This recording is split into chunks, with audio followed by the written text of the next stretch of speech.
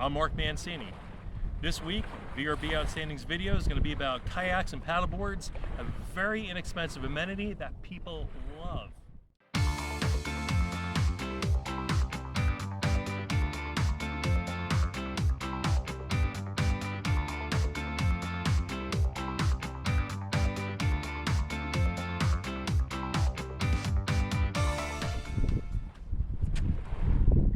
We're going to talk this week about kayaks and paddleboards because these amenities sell. When people are searching around and they see pictures and an amenity list and they see paddleboards and kayaks, they're envisioning themselves at your property, enjoying these amenities in the beautiful sun on the beautiful water. Now, these amenities are actually very inexpensive for you to provide, little liability, and zero maintenance. They're a no-brainer to have in any home, and it's an easy way to make your home VRB outstanding. So we're going to talk about kayaks and paddleboards and why they're so popular. First, they're great exercise. People enjoy being on the water. Let's face it, you can be out there on the water with your dog, paddleboarding, or if you get a two-person kayak with your spouse, or your spouse and your dog. But anyway, it's great to be out in the sun, on the water, and enjoy exercising.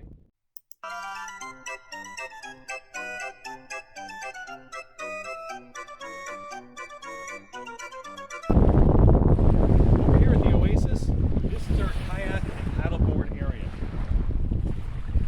We got these paddleboards at Dick's. I forgot the exact price I paid, but they were pretty inexpensive. They even came with the paddles.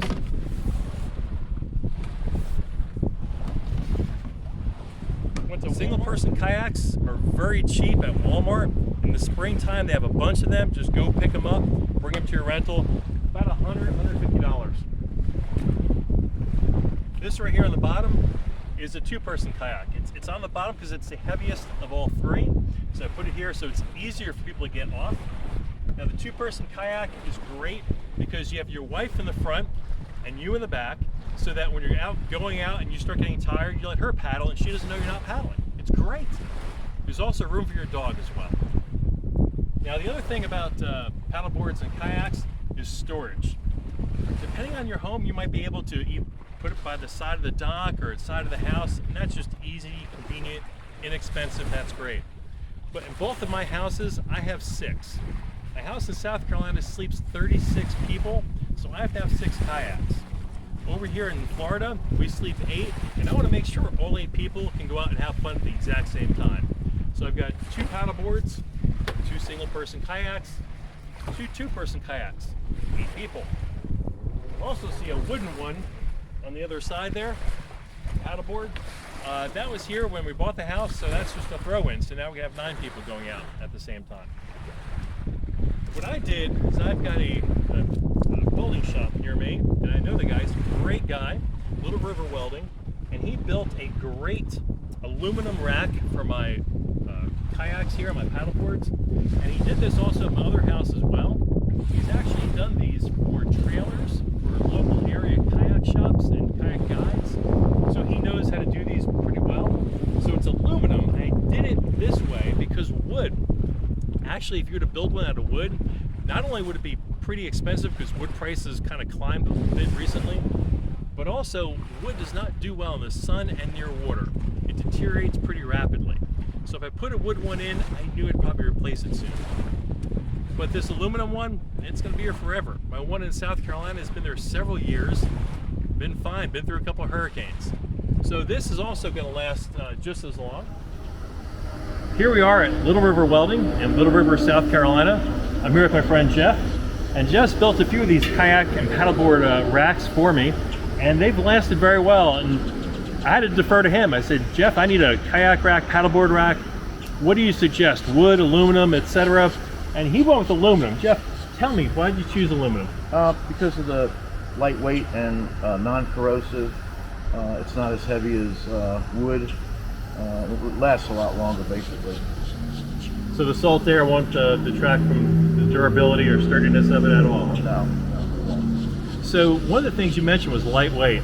Now I had to transport this from South Carolina 13 hours, painful drive down to the Florida Keys, And we actually did ours, you built it for us, you did a great job. You did it in 4 pieces. So it collapsed real small, and then we had a couple beams across, and we had stainless steel bolts. And it was really easy to do. In fact, you told me just, Mark, dig a little hole, put some quick-read in it, had some levels, and leveled it out. And then this way, I had it nice and level, let it harden about 2 minutes, bolted everything in, did it as you advised, and I was a little bit surprised because when I came here, Jeff, thought I was asking something one-off. Is this something that you've done before? We've done a few like that before in the past. We've done more now that kayaks are becoming popular.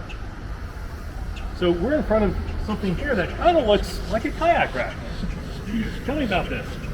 This is a trailer that we built for a customer in North Myrtle Beach. They transport kayaks. They have a kayak rental business. And the old trailer they have is the rusty steel one back there. And we duplicated it in non-rusty aluminum, lightweight. So it'll be a 10 or 15 year trailer for her.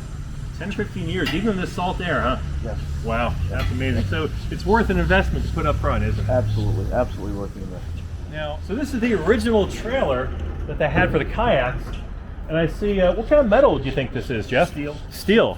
So the steel rusted, probably didn't last that long because steel's more corrosive than aluminum. Right. They've got some padding on this. I know in mine, you suggested some PVC piping to go over the tube. Correct. And that will help help it slide off easier and not get damaged, correct? And not retain any water, so it sits, and rusts it, yeah. Gotcha. So retaining the water is definitely something you do not want. This trailer served them probably a few years, Right. But this next one that's aluminum is going to be good to go. Absolutely. Awesome. Now, again, you've done these because we're in a resort area. I assume there's other welders in other places, maybe resort towns that have done these before. This isn't. Maybe so, yeah. This is new to us. Probably 5 or 6 years old. We started building these. Okay, so we've done a few of these. I know Mike Rowe, who I know we're fans of. Right. He's big in pushing welding again. So hopefully these other shops could hire some people, and they value the outdoorness and exercise you get from this, because that is something that our short-term rental guests love as an amenity. It takes them outside, puts them on the water. It's safe. They can go with their wife, their dog, and so I appreciate spending your time here with me, Jeff. And I know you've got a lot of work to do here. You do hydraulics, you do welding, Yes, sir. and you're probably the only one in the area. You do a great job. You've got a great reputation. Thank you. And I appreciate you telling us about why we should go with aluminum. And we'll see you next time we need something built in our next short-term rental. Thank you.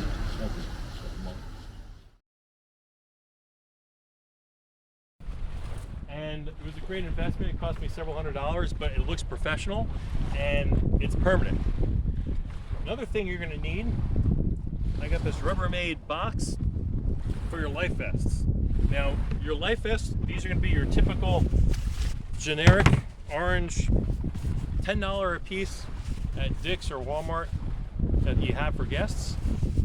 And you tell your guests in your rental agreement that you've got these for generic sized people, but if there's any kids or bigger adults, they need to get any safety vests on their own and use those.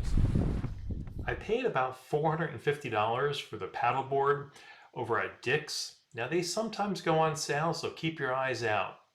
The single person kayaks could be had at Walmart for $100. I've seen people pay up to $150 though. You can get the 2-person kayak delivered to you from walmart.com. They're $425 each. I'm a big fan of that aluminum rack if you didn't have a place to rest them by the side of your house or by your dock. That was about $700, and it's something that's going to last you forever. Add into the Rubbermaid box that stores the life vests themselves, the paddles, and you're probably into this for about $2,700. Now, something to note about the kayaks. You're going to want to get the ride on top kayaks, not the ones with a hole in them, because if you fall, they're a lot harder to get into. These are very easy to reboard if you ever fall off. So make sure you get those kayaks, and they're also a lot cheaper as well. Paddleboarding is easy and fun. Anyone at any age can do it. So have it there for your guests in your VRB Outstanding home. And maybe your friend Iggy will join you as well.